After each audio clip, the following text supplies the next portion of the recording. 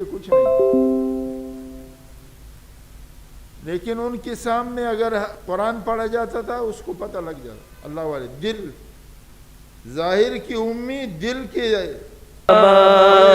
راستے سے منور چل کے یہ دل یہ نورانی ہو جائے تو اللہ نے اس کو بادشاہ بنایا وجود انسانی کا۔ یہ پھر فرق کرتا ہے یہ حق ہے یہ باطل ہے۔ یہ دل یہ نورانی ہو جائے تو اللہ نے اس کو بادشاہ بنایا وجود انسانی کا۔ یہ پھر فرق کرتا ہے یہ حق ہے یہ باطل ہے۔ خدا نے کہ ان کے سامنے جب یہ پڑھا جاتا تھا قرآن پاک تو وہ کہتے ہیں یہ قرآن پاک ہے، یہ حدیث ہے، تو یہ حدیث پھر حدیث کے درجے تک جانتے تھے۔ یہ حدیث ہے، صحیح ہے، مرفوع ہے، حسن ہے، ضعیف ہے، موضوع ہے، یہ اللہ والوں کی باتیں ہیں، یہ صحابہ کی باتیں ہیں رضوان اللہ تعالیٰ میں، یا اولیاء اللہ کی باتیں ہیں، یا عام ایمان والوں کی باتیں ہیں، یہ کفر کی بات، کیونکہ یہ کلام جو ہے اس میں ایک نور رکھا ہے، جب وہ دل سے نکلتا ہے تو دل پر جا کے اثر کرتا ہے۔ از دل خیزت بر دل ریزت، کہتے دل سے جو نکلتا ہے وہ دل پہ جا کے اثر کرتا ہے۔ تو عبدالعزیز دباغ رحمۃ اللہ علیہ باوجود امی ہونے کے ان کو یہ پتہ لگ جاتا تھا کہ یہ حدیث کون سا ہے، یہ قرآن ہے، یہ حدیث ہے، پھر کون سے درجے کی۔ کہاں سے پتہ لگتا ہے؟ حدیث کے نور سے، وہ جو پڑھا جاتا تھا اس کے نور سے سمجھ۔ دل کے اندر نورانی، کہتے ہیں نا کسی نے پوچھا مولانا رشید احمد گنگوئی رحمۃ اللہ، آپ اتنے بڑے عالم، اس کو بحقی الامت کہتے ہیں، ابو حنیفہ ثانی کہتے ہیں رحمۃ اللہ علیہ، آپ اتنے بڑے عالم ہو کر آپ نے حاجی صاحب سے بیعت کی؟ حاجی صاحب نے چند کتابیں پڑھی تھی، تو انہوں نے جواب میں کیا فرمایا؟ فرمایا ہماری مثال تو ایسی ہے کہ جیسے کاغذ کی پھول ہو، یا ہماری مثال ایسی ہے جیسے الفاظ ہو، اور حاجی صاحب کی مثال ایسی ہے جیسے حقیقت ہو۔ ایک تو دیکھو آدمی کہتا ہے سیب سیب سیب، اور بہت بڑا لکھا ہوا بھی سیب ہو، اس سے پیٹ نہیں بھرتا ہے، اس سے منہ کے اندر وہ ذائقہ نہیں آتا ہے، اور ایک سیب کا دانہ لو اور اس کو چکاؤ۔ مفتی زین العابدین صاحب رحمۃ اللہ علیہ بیان کر رہے، کہنے لگے میرے ایک بچی تھی، پوچی تھی یا بیٹی تھی، کہتی تھی ابا جان یہ ہوائی جہاز میں کیسے لوگ جاتے ہیں، کیا تفریح ہوتی ہے؟ اب میں اس کو بہت سمجھاؤں تو سمجھ نہیں آئے، تو میں نے کہا چلو اس کو تھوڑا سا بٹھا کے لے جاؤں تو خود ہی پتہ لگ جائے۔ تو اللہ والے سے جیسے خود بیٹھے ہو، اس چیز میں بیٹھ کے خود دیکھ لیتے۔ تو حضرت گنگوئی رحمۃ اللہ علیہ نے فرمایا ہمارے پاس الفاظ تھے، حاجی صاحب کے پاس حقیقت تھی، ہم اس حقیقت کو لینے کے لیے گئے۔ تو یہ دل بنیاد ہے۔ الا ان فی الجسد لمضغۃ اذا صلحت صلح الجسد کلہ واذا فسدت فسد الجسد کلہ الا وہی القلب۔ تم آگاہ ہو جاؤ، میرے محبوب صلی اللہ علیہ وسلم نے ارشاد فرمایا اس وجود انسانی کے اندر ایک گوشت کا لوتڑا ہے، ٹکڑا ہے، اذا صلحت صلح الجسد، مضغہ کے معنی گوشت کا لوتڑا، وہ ٹھیک ہو جائے تو سارا بدن ٹھیک ہو جاتا ہے، وَإِذَا فَسَدَتْ، اور اگر وہ بگڑ جائے فسد البدن، سب کچھ دل کا ہے۔ دیکھو ایک آدمی کے ساتھ آپ کے دل میں محبت ہے، آپ دل سے اس کو چاہتے ہیں تو اس کے لیے سب کچھ قربان کرنے کے لیے، اولاد کے ساتھ محبت ہے، بیوی بچوں کے ساتھ محبت ہے، ساری زندگی قربان کرنے کے لیے تیار۔ اور ایک آدمی کے ساتھ آپ کی محبت نہیں ہے تو اپنی جگہ سے اٹھنے کے لیے تیار ہے۔ یہ قربانی کیوں دے رہا ہے؟ یہ اندر دل ہے، اس محبت کا تعلق دل سے ہے۔ بات دور چلی گئی، میں عرض کر رہا تھا اختلاف ہو گیا تعلیم پر، کہ تعلیم کی جائے نہ کی جائے۔ جج صاحب نے لے گیا گھر میں کتاب، گھر والوں نے پڑھا، زندگی بدل گئی، نمازیں شروع ہو گئی، ذکر تسبیح شروع ہو گئی۔ وہ جج صاحب کچھ دن کے بعد آئے، دیکھا تو گھر والے سب نماز پڑھ رہے۔ انہوں نے کہا یہ کہاں سے تم لوگوں نے سبق سیکھا، کس نے پڑھایا؟ کہا وہ جو آپ کتاب لائے تھے نا، ہم اس کو پڑھتے تھے اور اس کے اندر ہم اس کے فضائل اور اس کی برکات اور وہ پڑھتے تھے، تو ہمارے دل کے اندر خود شوق پیدا ہو گیا، خود جذبہ پیدا ہو گیا۔ اللہ پاک دیکھو نا، یہ تو دل تو اللہ کے ہاتھ میں، شوق پیدا کرنا، پھر ذریعہ بھی تو چاہیے۔ یوں ہی اللہ انلزمکموہا وانتم لہا کارہون، اللہ کہتے ہیں میں دین تمہیں چپکا دوں اور تم نہیں چاہتے، ایسا نہیں، تمہارے اندر بھی تو کوئی طلب چاہیے۔ تو طلب پیدا کرنے کے لیے، شوق پیدا کرنے کے لیے، جب طلب ہوتا ہے نا آدمی سب کچھ کرتا ہے۔ اب بیچ میں باتیں آتی ہیں، میں کتاب میں دیکھ رہا تھا کہ چین کے اندر ایک بڑے میاں تھے، بزرگ تھے، بڑی عمر کے، 100 سال کے بوڑھے تھے۔ اس کے گھر کے سامنے ایک بہت بڑا پہاڑ تھا۔ ساری زندگی سورج کبھی اس کے گھر پہ نہیں آیا، ساری زندگی کبھی سورج اس کے گھر پہ نہیں، وہ آیا یوں نہیں گزر گیا، پہاڑ سامنے۔ بڑے میاں کو ایک دن جوش چڑھ گیا، اس نے کہا میں آج اس پہاڑ کو توڑ کے رکھوں گا، میرے گھر والوں نے آج تک سورج نہیں دیکھا۔ اٹھایا بیلچا، پاوڑا اٹھایا اور اس کو توڑنا شروع کیا۔ کسی نے کہا بڑے میاں کیا کر رہے ہو؟ کہا یہ پہاڑ توڑ لو۔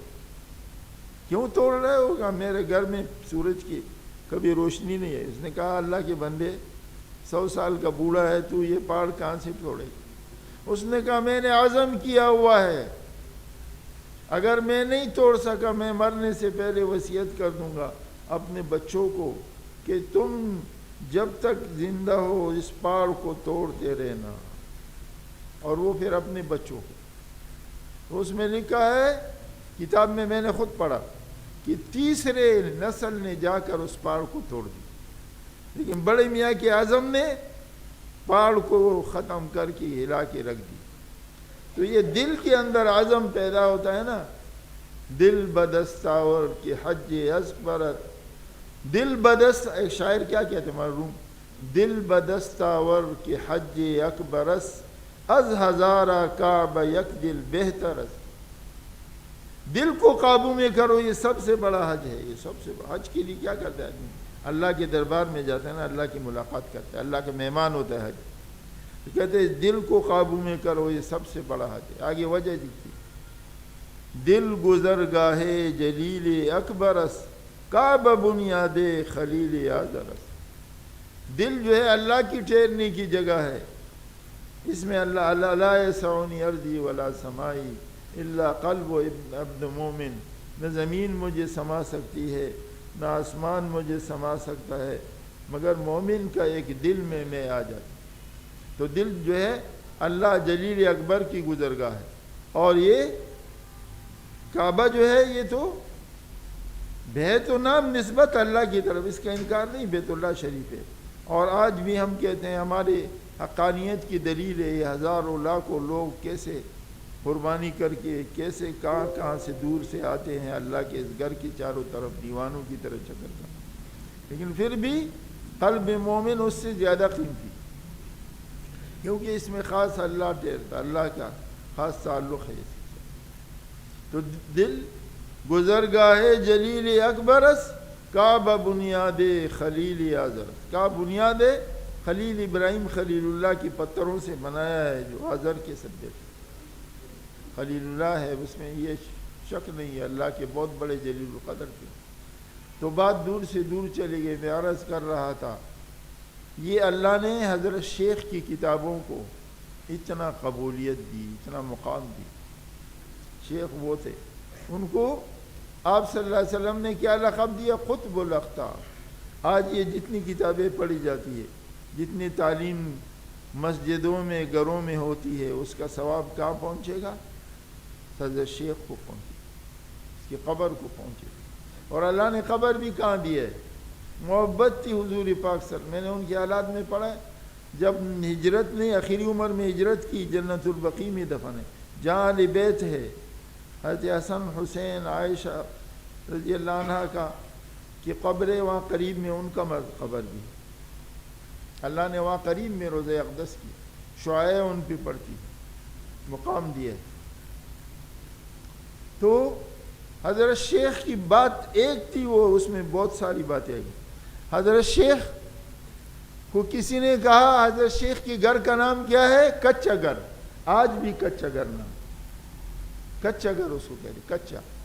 وہ کچا بنا ہوا تھا، پکا نہیں تھا، اس پہ سیمنٹ کی چادریں تھی، کہیں کوئی چادر ٹوٹ جاتی ایک ٹکڑا لگا دیتے، بانس لگا دیتے. پوری دنیا کا قطب الاقطاب. اور گھر کون سا ہے؟ کچا گھر. اس دنیا کی زندگی سے دل نہیں لگایا، یہ کچا گھر ہے. کسی نے اس کو کہا 1980 میں ہم گئے تھے، من کا 7 سالہ جشن تھا، ہم سہارنپور چلے گئے، مسجد میں ہم سوئے. ہمارے حضرت شیخ بنوری رحمۃ اللہ علیہ کے صاحبزادے کا بہت تعلق تھا، محمد بنوری کا. 1 سال تک شیخ الحدیث صاحب کی صحبت میں مدینہ منورہ میں بھی رہے، سہارنپور میں بھی رہے، اور ہمارے ساتھ جان پہچان کی تھی. ہم پڑھتے تھے، طالب علم تھے بنوری ٹاؤن کے. اس زمانے میں تو نہیں پڑھتے تھے لیکن شروع میں پڑھے ہوئے تھے.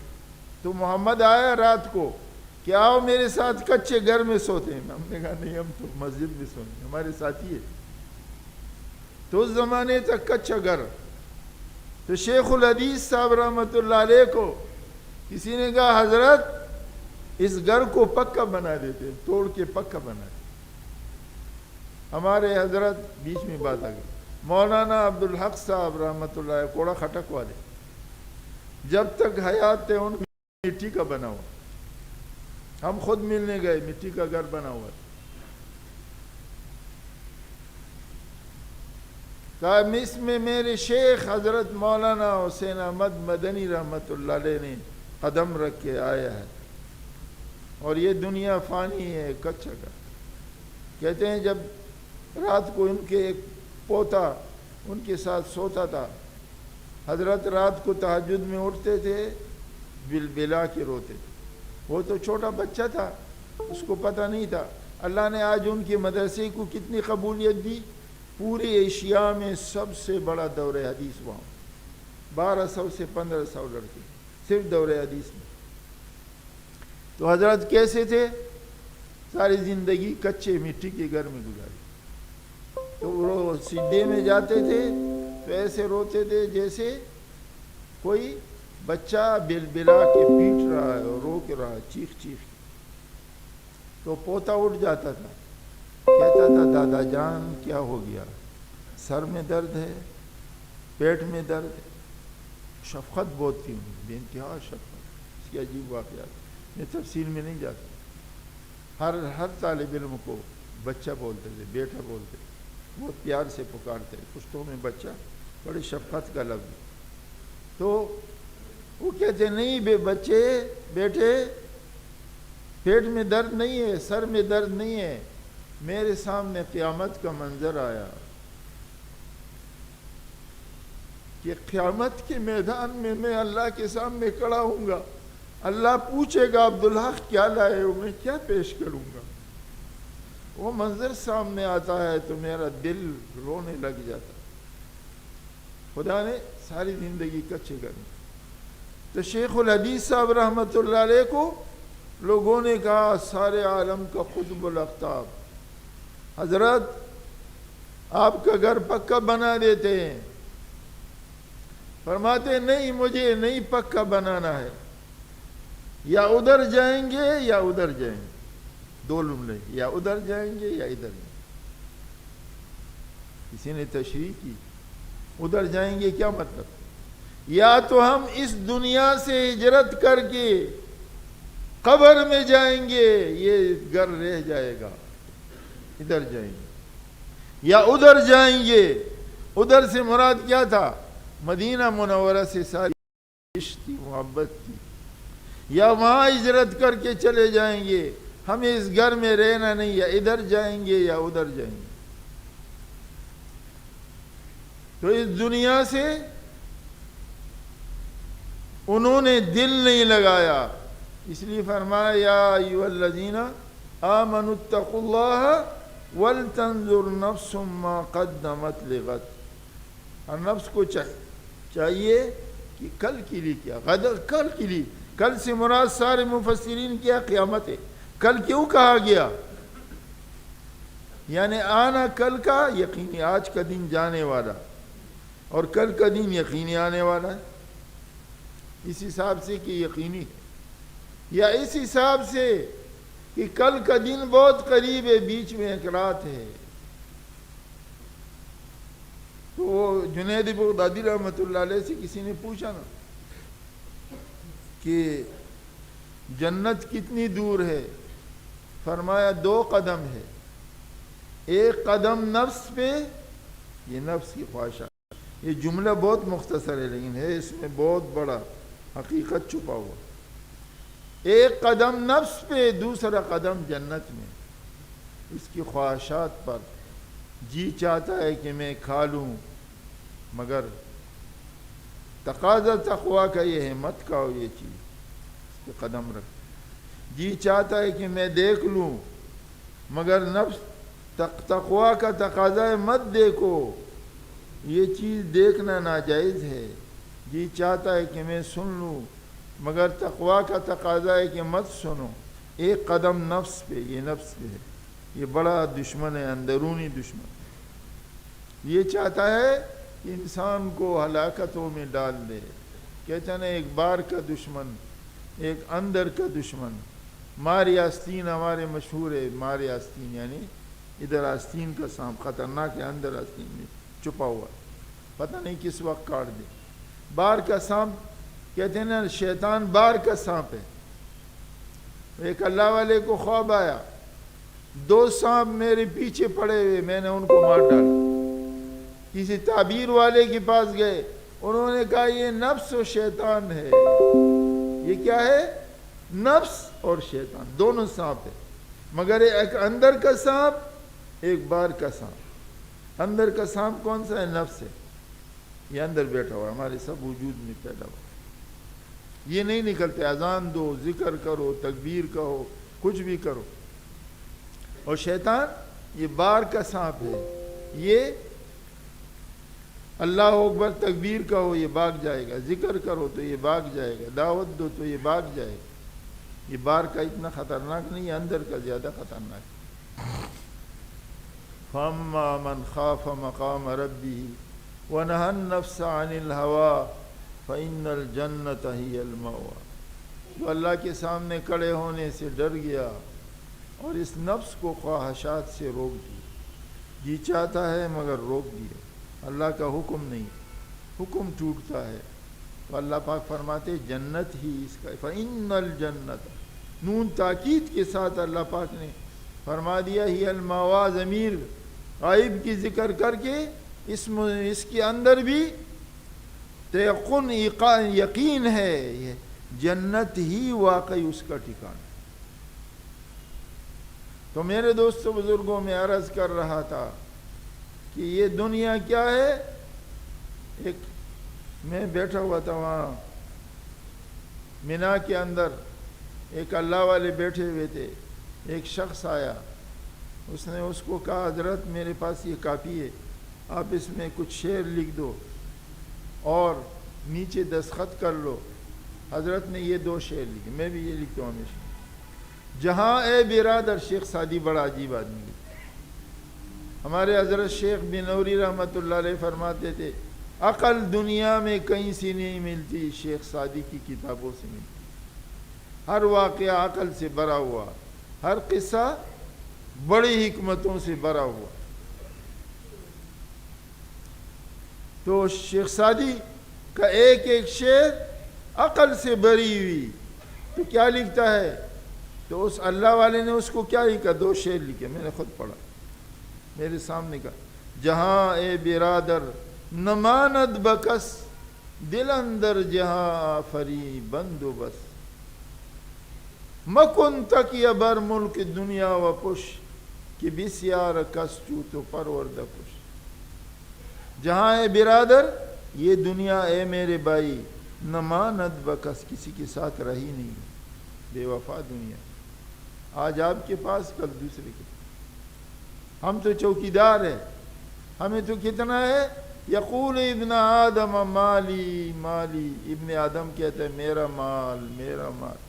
وما لک من مالک یا ابن آدم ما اکلتہ فافنیتہ وما لبستہ فابلیتہ وما تصدقتہ فزخرتہ. اے ابن آدم تیرے مال کتنا ہے جو تو نے کھا لیا ختم کر دیا ہضم کر دیا, جو تو نے پہن لیا پرانا کر دیا, اور جو آگے صدقہ کر لیا وہ اپنے لیے ذخیرہ بنا دیا. باقی کس کا ہے مال ہے؟ رشتہ داروں کا مال ہے. ہم کیا کر رہے ہیں؟ چوکیداری کر رہے ہیں. ہم سمجھتے ہیں میں ہوں, میں مالک ہوں. اللہ کے رسول صلی اللہ علیہ وسلم فرماتے ہیں کہ یہ حدیث قدسی ہے, ابن آدم تیرا مال کون سا ہے؟ یہ ہم سب چوکیدار ہیں. وارث کون ہے؟ وَلِلَّهِ مِيرَاثُ السَّمَاوَاتِ وَالْأَرْضِ. اللہ کے لیے زمین و آسمانوں کی میراث. ہم سب یہ چھوڑ کے چلے جائیں گے اور یہ دنیا باقی رہے گی, ہم چلے جائیں گے. تو کیا کہا شیخ سعدی نے؟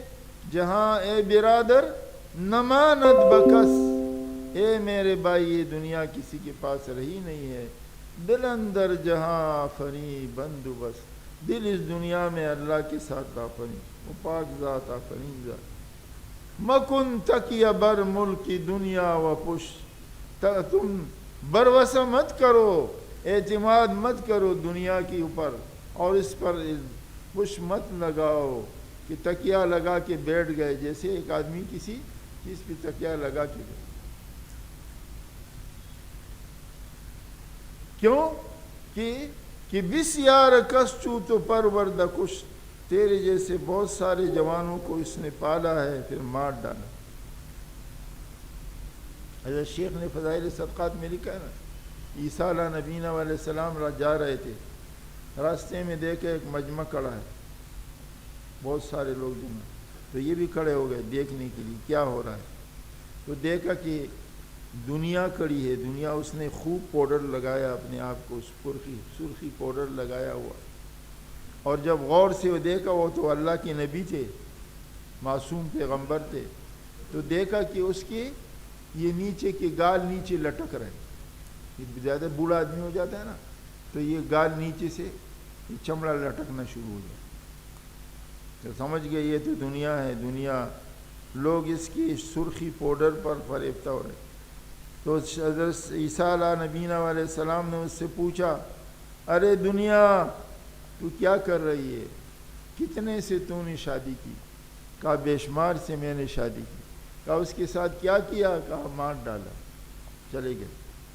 تیرے شوہر وہ پرانے کہاں چلے گئے؟ مار ڈالا میں نے اس کو. آئندہ کتنے سے شادی کرنے کا؟ بے شمار سے شادی کرنے کا. ان کا انجام کیا ہوگا؟ ان کو بھی مار ڈالا. وہ چلے جائیں گے, ہم رہ جائیں گے. تو میرے دوستوں بزرگوں میں عرض کر رہا تھا, بات لمبی ہو گئی, وقت بہت تھوڑا ہے, کہ دنیا دناعت سے ہے یا دنیا جو ہے قرابت یعنی بہت قریب ہے ختم ہونے والی, یا تو کمینہ پن ہے. یہ دناعت اس میں کمینہ پن. یہ دنیا کمینہ ہے, یہ وفادار نہیں ہے, بے وفا ہے, یا یہ بہت جلد آپ سے ہاتھ سے نکل جانے والی ہے. آج آپ کے ہاتھ میں, کل دوسرے کے ہاتھ. اس لیے اللہ پاک کیا ارشاد فرماتے ہیں, یا ایھا الذین آمنوا اتقوا اللہ, اے ایمان والو اللہ سے ڈرو.